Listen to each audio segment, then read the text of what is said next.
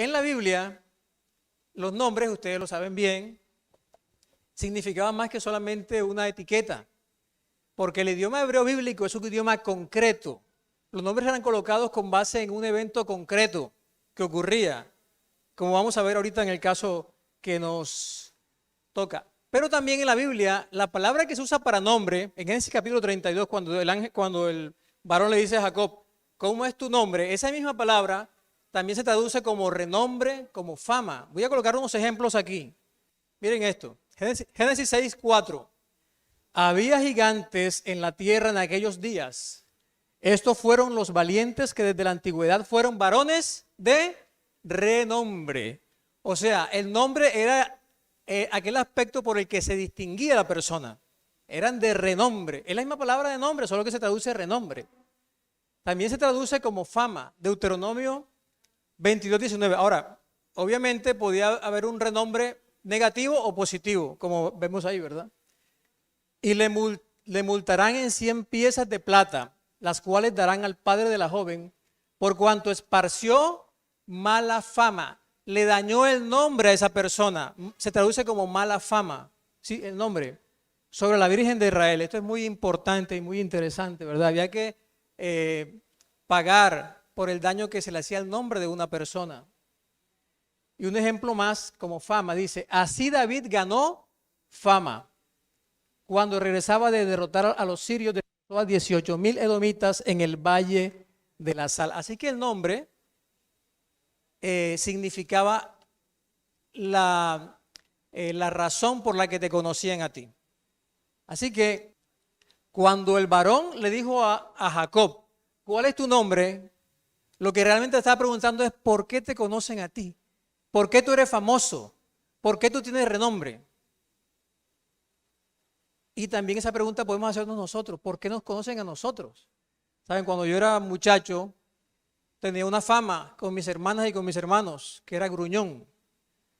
Todavía no me he podido desprender de esa fama completamente, se los confieso. Quisiera, y he tratado con la ayuda de Dios y orado a Dios, pero todavía tengo un poco de fama de ser gruñón y un poco seco y áspero en algunas cosas. Y tengo que reconocer que es así, no es mentira. Pero pequeño era más. Así que ese era mi renombre. ¿Cuál es tu renombre? ¿Por qué te conocen a ti? ¿Por qué tú tienes fama? ¿Por qué eres famoso? Preguntémonos eso, que es muy importante porque tiene que ver con la lección de esta semana. Y una pregunta más es, ¿por qué te gustaría que te conocieran? No tanto por qué te conocen, sino porque te gustaría que te conocieran. Cuando alguien piensa en ti, o alguien piensa en Susan, ¿en qué te gustaría que pensara? Susan, esta jovencita tal y cual cosa. Jonathan, este joven tal y cual cosa. Betty, esta mujer tal y cual cosa. María Eugenia, esta persona que es así, ya sabes. Elizabeth. A mí me gustaría que me distinguieran por cosas buenas. Enrique, cosas buenas. Pero vamos a ver ahorita, como vimos en el ejemplo, que a veces nuestro nombre es ensuciado por nosotros a veces y también por otras personas, ¿verdad? Así que el nombre Jacob, ¿qué significa el nombre Jacob? A ver, según lo que han estudiado. ¿Cómo? Usurpador, engañador, ¿qué más? Suplantador. Muy bien, vamos a ver algunas cosas muy interesantes del texto bíblico sobre la historia de Jacob. Dice, hablando de primero la concepción de la mamá, cuando se cumplieron sus días para dar a luz, he aquí había gemelos en su vientre. Obviamente estoy cortando el texto porque no hay tiempo para todo. Y salió el primero, rubio, y era todo velludo, como una pelliza, y llamaron su nombre Esaú. Después salió su hermano, trabada su mano en el calcañar de Esaú, y fue llamado su nombre como Jacob. Recuerden que les dije que el idioma hebreo es un idioma concreto, el idioma hebreo bíblico concreto. Entonces Jacob sale su hermano, y él, lo primero que se le sale es que la manita agarrada del talón del hermano. El hermano va saliendo y él va. Esto es bien interesante porque ustedes saben que los niños tienen una mano pequeñita, pero aprietan duro también, ¿verdad? Así que él se prendió del talón de su hermano y la característica principal cuando él sale es ¿qué? Así que el nombre que le colocan es por esa acción, algo concreto. Jacob viene agarrado del talón de su hermano. Ahorita vamos a profundizar un poquito más sobre eso. Muy bien. Ahora vamos a pasar a otra escena de la vida de Jacob. La Biblia dice que Jacob y su hermano Esaú crecieron y en algún momento, en Génesis 25, en la parte de abajo, dice así: y guisó Jacob un potaje y volviendo Esaú del campo cansado, dijo a Jacob: te ruego que me des a comer de ese guiso rojo, pues estoy muy cansado. Versículo 31, y Jacob respondió: véndeme en este día tu primogenitura. Entonces dijo Esaú: he aquí, yo me voy a morir, ¿para qué pues me servirá la primogenitura? Y dijo Jacob: júramelo en este día. Y le juró. Y vendió Jacob su primogenitura. El versículo 34 dice: entonces Jacob dio a Esaú pan y del guisado de las lentejas, y comió y bebió, y se levantó y se fue. Así menospreció Esaú la primogenitura. Así que esta es una de las escenas principales de la vida de Jacob, ¿verdad? Cuando él le dice a su hermano: véndeme la primogenitura. Vamos a hacer un par de reflexiones aquí. Es el mismo texto y miren lo que comenta la carta a los hebreos sobre la acción de Esaú. ¿Cómo le llama la carta a los hebreos a lo que hizo Esaú? Dice así: no sea que haya algún fornicario o profano como Esaú, que por una sola comida vendió su primogenitura. Hebreos 12:16. ¿Cómo le llama el autor de Hebreos a Esaú? Fornicario y profano. Miren una declaración, o sea que lo que Esaú hizo fue algo bien delicado. La versión Traducción Nuevo Mundo añade: vendió como regalo. Realmente la palabra que se usa como vender ahí es regalar. O sea, él la vendió, pero fue como un regalo, porque fue una cosa cualquiera. Por un plato de lenteja. ¿Qué negocio es ese? Eso no fue ninguna venta. Eso fue aparente una venta, pero fue, ¿verdad? Por eso dice el texto: menospreció. Y aquí en el versículo 33 dice: y dijo Jacob: júramelo en este día, y se lo juró. Esa palabra jurar en la Biblia es un término que está asociado con la palabra 7, que significa más o menos repetir 7 veces lo mismo. O sea, estoy tan seguro que estoy diciendo esto, sí, sí, sí, sí, sí. ¿Me la vendes? Sí, sí, sí, sí, 7 veces. Eso quiere decir jurar. Júramelo. O sea, que no fue que se lo tomó por sorpresa, ni que no, júramelo. Y dice que Esaú se lo juró. Y en el versículo 34, cuando el texto dice: así menospreció, miren lo que menospreció Esaú. Esaú no menospreció la riqueza de la primogenitura. Isaías 53:3 dice: despreciado y desechado entre los hombres, varón de dolores, experimentado en quebranto, y como que escondimos de él el rostro, y fue menospreciado y no le estimamos. En ese versículo aparece 2 veces la misma palabra que se usa para que Esaú despreció la primogenitura. ¿Qué estaba despreciando Esaú realmente? Recordemos, era la promesa que se le había hecho a Abraham, su abuelo, que continuaba con Isaac. Y el hijo de Isaac era el heredero de esa promesa. ¿Y cuál era la promesa? ¿Cuál era la promesa? El nacimiento del Mesías. Así que, ¿qué fue lo que menospreció Esaú? No fue la riqueza, menospreció fue a Jesús.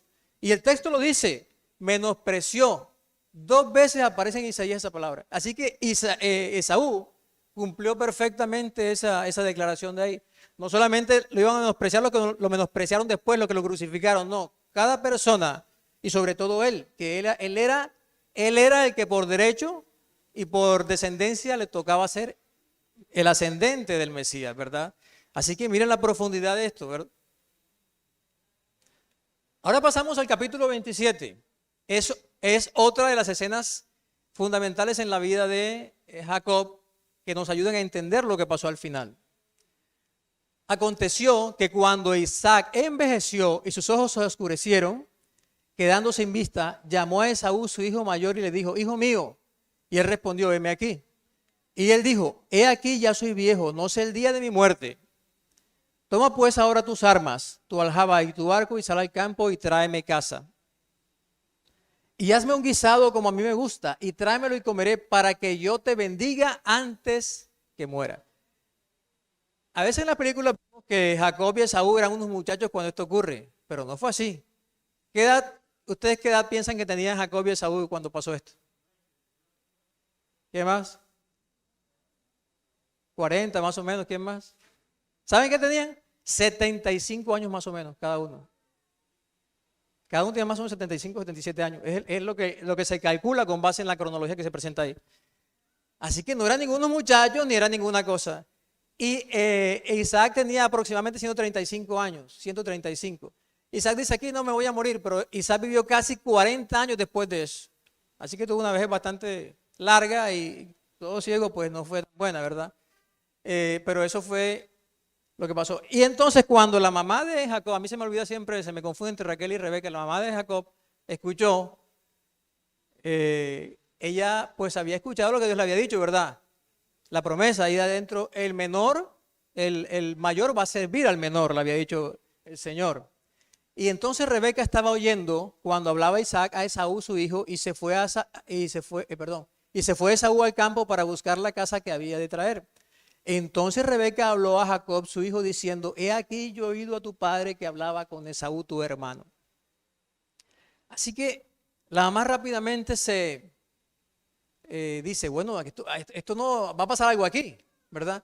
Isaac, dice un comentario que leí que obviamente él tenía conocimiento de la promesa de Dios hacia Jacob, ¿verdad? Pero también tenía conocimiento del carácter de Esaú, que Esaú era un muchacho descuidado con las cosas de Dios. Pero como era su preferido, a él no le iba a importar, porque lo que estaba haciendo es, tráeme la casa porque te voy a bendecir. O sea, él se iba a saltar la promesa de Dios, le iba a hacer a su manera. Esto es muy importante tenerlo en cuenta ahorita.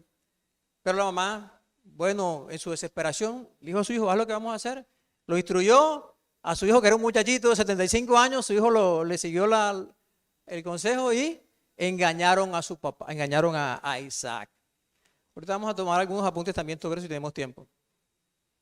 Ahora ya estamos llegando al final, a la parte central. Y hablemos un poquito del encuentro entre Jacob y Esaú. Pero ahora leamos el texto, dice así. Y envió Jacob mensajeros delante de sí a Esaú su hermano a la tierra de Seir, campo de Edom. Y les mandó diciendo, así diréis a mi señor Esaú, así dice tu siervo Jacob, con Labán he morado, le cuenta, y después dice, y los mensajeros volvieron a Jacob diciendo, vimos a tu hermano Esaú y él también viene a recibirte con 400 hombres. Qué recepción, ¿verdad?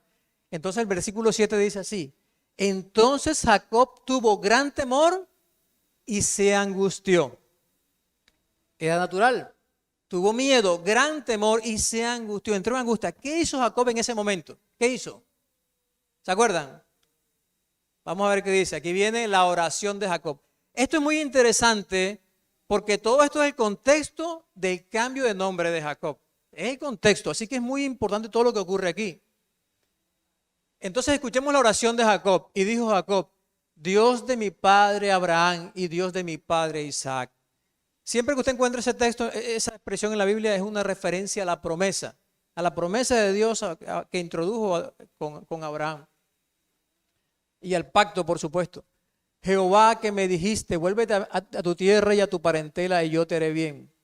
Menor soy que todas las misericordias y que toda la verdad que has usado para con tu siervo. Miren qué oración bonita, ¿verdad? Él dice, yo vine aquí con nada y ahora voy con 2 campamentos. Versículo 11, líbrame ahora de la mano de mi hermano, de la mano de Esaú, porque le temo. Esto es bien interesante. Jacob reconoce aquí que le teme a su hermano. Señor, tengo miedo. Las oraciones con Dios deben ser oraciones francas. Deben ser oraciones sencillas, directas. No estar inventando palabras y cosas. Dios es un ser personal, un amigo, un papá, ¿verdad? Señor, tengo miedo, tengo este problema. No tengo para la universidad. No tengo para pagar los servicios. ¿Acaso Dios no sabe que somos débiles y que somos polvo, como dice el Salmo 103? ¿Verdad? Y dice, tengo miedo, no venga a caso y me hiera, no solo por mí, sino por mi familia. Y tú has dicho, yo te haré bien. Y tu descendencia será como la arena del mar, una apelación al pacto, a la promesa. Muy bien. Ahorita vamos a tratar de enlazar todo esto. Después que Jacob ora, lo primero que él hizo fue mandar los los mensajeros, ¿verdad? Se enteró del asunto y lo que siguiente que hizo fue orar. Se enteró del problema y vamos a orar. Y enseguida él, como ustedes leen en el texto, comenzó a enviar presentes, regalos, y a las personas las mandó por parte, ¿verdad? Con una estrategia. Pero esto es muy importante. Dice así el texto bíblico, versículo 13. Y durmió allí aquella noche y tomó de lo que le vino a la mano un presente para su hermano. Y ahí describe las vacas, todo eso, lo que manda. Pero el versículo 20 es muy significativo. Y diréis también, he aquí tu siervo Jacob viene tras nosotros, porque dijo, apaciguaré su ira con el presente que va delante de mí, y después veré su rostro, quizá le sea acepto. ¿Saben ustedes? A mí me impresionó, porque esa palabra apaciguaré es un término hebreo que es el término kafar. Generalmente se traduce como expiar. Expiación, es el término que se refiere para expiar, es un término teológico que se aplica muy específicamente para el perdón en el santuario, para el perdón de Dios, expiar, o también propiciar. Entonces cuando dice apaciguaré y después le dice, y después veré su rostro, da la impresión de que estos textos usados aquí nos quieren decir algo. Voy a mostrarles un versículo, miren esto. Proverbios 16, 6 y 7, primero que todo, dice así: con misericordia y verdad se corrige, ahí se usa el mismo término kafar, se expía, se hace propiciación por el pecado. Y con el temor de Jehová los hombres se apartan del mal. Y mira la siguiente parte como dice: cuando los caminos del hombre son agradables a Jehová, aún a sus enemigos hace estar en paz con él. Hay una relación entre esto que estaba, o sea, Jacob lo que estaba haciendo no era una cosa que él se le ocurrió. Cuando se usa el término kafar, él quería expiar la falta que cometió. Jacob hace algo importante. Pero cuando Jacob usa esta terminología aquí en la Biblia, está diciendo que Jacob está considerando su relación con su hermano Esaú como su relación con Dios. Y al expiar su falta con su hermano, está considerando que está expiando la falta con Dios, que su falta fue con Dios. Sí me van a entender la relación que existe aquí, porque no es un término cualquiera. Al usar esta terminología teológica tan relacionada con el pecado, con la expiación, está diciendo que Jacob está considerando a su hermano, su relación con él, como con su relación con Dios. Y también cuando dice, después veré su rostro. Miren cómo dice, más adelante, cuando él ya se encuentra con él, 33:10, y dijo Jacob, no, yo te ruego, si he hallado ahora gracia en tus ojos, acepta mi presente, porque he visto tu rostro como si hubiera visto el rostro de Dios. Esto es lo que quiso decir. Cuando Jacob se enteró de que su hermano venía, él no solamente vio a su hermano como una persona, como un individuo, como un hermano de él, sino que él tenía que resolver eso porque él fue creado a la imagen de Dios. Y que no podemos estar en paz con Dios si no estamos en paz con nuestros hermanos. Y esto es fundamental para que haya un cambio. Por eso esto es el contexto del cambio de nombre, ¿verdad? Muy bien. Ahora Jacob lucha con Dios. Tiempo, por favor. Jonathan, mi asistente personal. ¿Ah? ¿Faltan? 15, ok. Ahora el capítulo 32, la lucha. Vamos a hacer algunas consideraciones aquí. Así que quedó Jacob solo y luchó con él un varón hasta que rayaba el alba. Y cuando el varón vio que no podía con él, tocó en el sitio del encaje de su muslo y se descoyuntó el muslo de Jacob mientras con él luchaba. Y dijo, déjame porque raya el alba. Y Jacob le respondió, no te dejaré si no me bendices. Y el varón le dijo, ¿cuál es tu nombre? Y él respondió, Jacob. Y el varón le dijo, no se dirá más tu nombre Jacob, sino Israel, porque has luchado con Dios y con los hombres y has vencido. Así que vamos a pasar este texto para la izquierda y vamos a hacer algunas consideraciones ahí. La primera pregunta que surge es, ¿por qué aparece este varón? ¿Y quién era? ¿Por qué aparece? Porque el texto dice que Jacob se quedó solo y de repente dice, y luchó con él un varón. ¿Por qué aparece? ¿A razón de qué? ¿Qué dicen ustedes? Vamos a ver qué dice la Biblia. Primer texto, Nehemías 9:27. Escuchen esto. Entonces los entregaste en mano de sus enemigos, los cuales los afligieron, hablando del pueblo de Israel.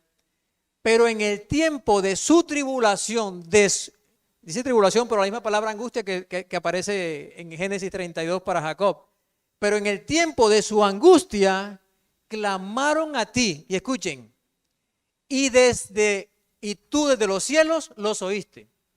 Y según tu gran misericordia, les enviaste libertadores para que los salvasen de la mano de sus enemigos. ¿Se dan cuenta? ¿Qué hizo Jacob después de la angustia?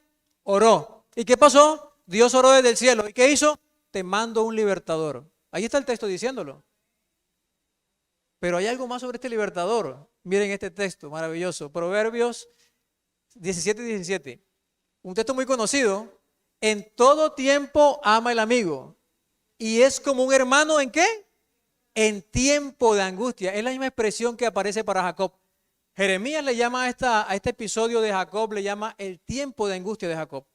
Y es la misma expresión, tiempo de angustia.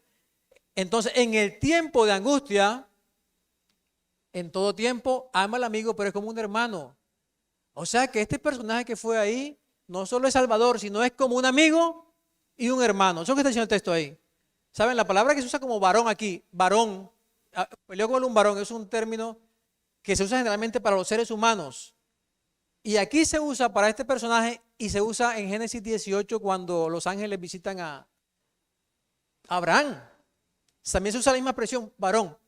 Así que hay una conexión de este personaje con el que fue a visitar a Abraham. Eso es lo primero. Y lo segundo, que Dios está queriendo enfatizar la identificación de este personaje con la humanidad. Porque podría decir un ángel, no dice un varón. Así que este personaje se identifica. Entonces, es tu hermano, es tu amigo. Jesucristo, este es Jesús. Pero Jesús presentado como un salvador, como un hermano, como un amigo. ¿Les parece? Así que a eso fue ese varón a encontrarse con Jacob. La siguiente pregunta, en el versículo 25, dice que el varón no podía con Jacob. Y entonces tocó el encaje de su muslo. Y surge la pregunta, ¿por qué no podía? Esta es una de las preguntas que más me costaba trabajo y que yo más decía, pero ¿por qué? ¿Por qué no podía? ¿Qué quiere decir? ¿Y por qué lo tocó el encaje? Miren este versículo. Recordemos que la Biblia se explica a sí misma y esto es maravilloso como nos va mostrando, ¿verdad? Proverbios 25:19. Miren cómo dice. Como diente roto y pie descoyuntado es la confianza en el prevaricador en tiempo de angustia. Si tú estás en tiempo de angustia y pones tu confianza en el prevaricador, en el ser humano, eso es como, ¿qué dice ahí? Como diente roto y pie descoyuntado. Automáticamente, ¿qué es pie descoyuntado? ¿Qué fue lo que hizo el ángel? ¿Qué estaba pasando aquí? Jacob estaba colocando su confianza ¿en quién? En el prevaricador, en él, en el pecador. Y el ángel se dio cuenta que él iba a seguir haciendo eso. O sea, Jacob, su intención era ¿qué? Seguir luchando por su propia fuerza. Y eso, así somos nosotros. ¿Y qué tuvo que hacer este varón? ¿Tuvo que? Con su dedo tocar a Jacob. Porque si no lo hace, Jacob, mire, pasó toda la noche, esto es increíble. Ahí aferrado, pero luchando con su fuerza. Él estaba equivocado, aquí está diciéndolo, es como diente roto y pie descoyuntado cuando nosotros ponemos nuestra confianza en el prevaricador, en el pecador, en el ser humano. Entonces el ángel le toca el encaje del muslo y ahí, automáticamente él deja de luchar, porque si no lo hace, sigue luchando. Versículo 26. Y dijo el varón, déjame porque raya el alba. Y Jacob le respondió, escuchen bien, no te dejaré si no me bendices. ¿Qué es lo que estaba pidiendo Jacob aquí? Una simple bendición, te bendigo. ¿Qué fue lo que pasó? ¿Por qué pidió eso Jacob? ¿Saben una cosa? Miren esto. Génesis 27:35. Cuando Isaac bendijo a Jacob y después llegó Esaú, le dijo y le pidió la bendición y le dijo, hijo, vino tu hermano con engaño y tomó ¿qué? Tu bendición. ¿A qué bendición se refiere aquí? ¿Qué era la bendición que Isaac le había dado a Jacob? ¿Cuál bendición? ¿Cuál? Dígalo sin miedo. La primogenitura. Pero ¿cómo se la había ganado Jacob? ¿Cómo? Con engaño. Así que Jacob le dice al ángel, le dice a Jesús, no te dejaré si no me bendices. Yo quiero saber que la primogenitura que mi papá me dio allá, pero que yo se la tomé por engaño, realmente es mía. Quiero saber que sí tengo esa bendición. Esa es la bendición que está pidiendo Jacob, no es una bendición particular, no es una bendición cualquiera. Es esa bendición, porque ese es el motivo del conflicto en este asunto. No te dejaré si no bendice. Yo quiero estar seguro de que aunque me tomé esa bendición por engaño allá, quiero saber si tú, que eres Dios, tú me la das, si realmente yo voy a ser, soy el primogénito. ¡Wow! ¿Se dan cuenta? El texto bíblico lo está diciendo. No es que está relacionado a bendición. Y si usted lee todo el versículo, todo el capítulo 27, léanlo. Ahí habla de esa bendición. Papá, ¿no tienes otra bendición? No, yo leí la bendición a Esaú. Y todo eso lo dice ahí. Y todo lo que dice lo pueden leer en el capítulo 27. Ahora sí, en la lucha. Jacob lucha con Dios. Y el varón le dijo, ¿cuál es tu nombre? O sea, ¿por qué la gente te conoce? ¿Por qué tienes fama tú? ¿Por qué te reconocen? Y él dice, Jacob. Entonces el varón le dijo, no dirá más tu nombre Jacob, sino Israel. Ahora, ¿cuál era el verdadero problema de Jacob? O sea, realmente, ¿qué significaba su nombre? Esa es la pregunta. ¿Y por qué era conocido Jacob? Aquí se dieron algunas respuestas que son las que generalmente repetimos. Pero vamos a ver qué dice el texto bíblico. Miren esto, primero, primera escena, Génesis 25-26. Cuando Jacob nace con su mano, ¿qué? Trabada del talón de su hermano. Por eso le ponen el nombre, que significa simplemente el que agarra el talón de su hermano. Pero la pregunta es, ¿por qué Jacob salió con la mano en el talón del hermano?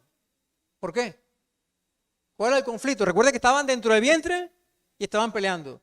De hecho, cuando dice la Biblia, luchaban en su vientre, la palabra que se usa ahí es una palabra que quiere decir despedazar.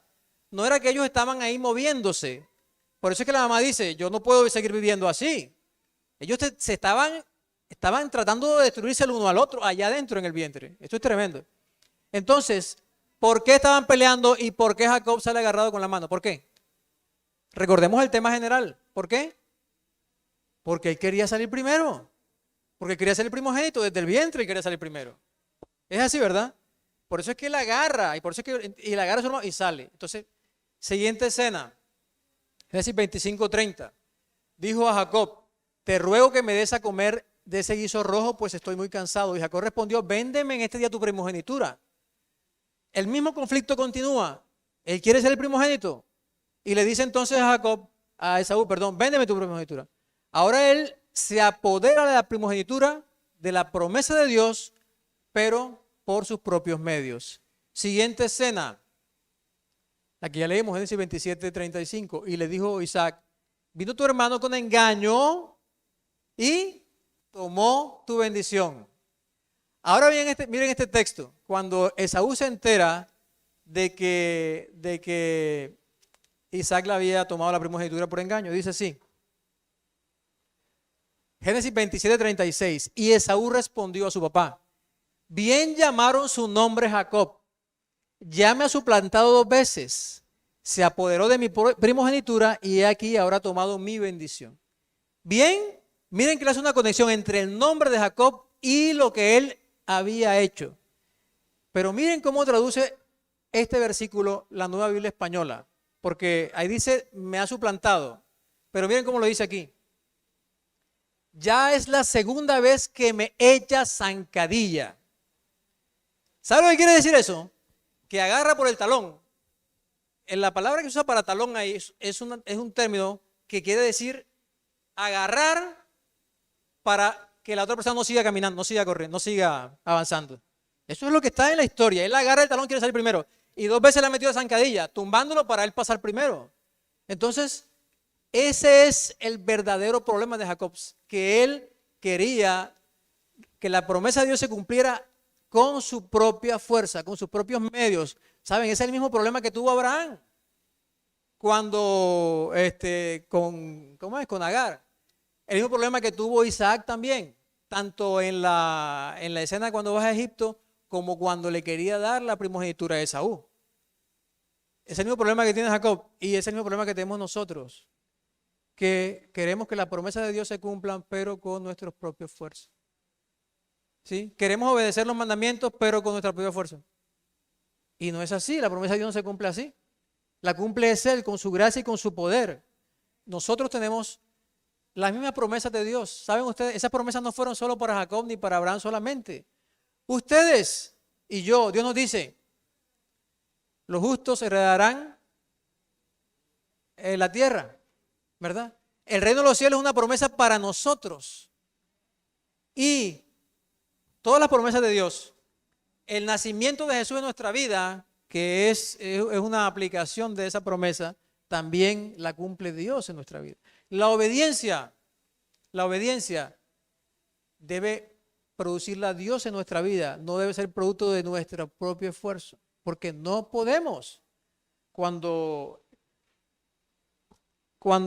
Jacob está peleando con este ángel, con este ser, está aferrado a él, y él sigue luchando con sus propias fuerzas.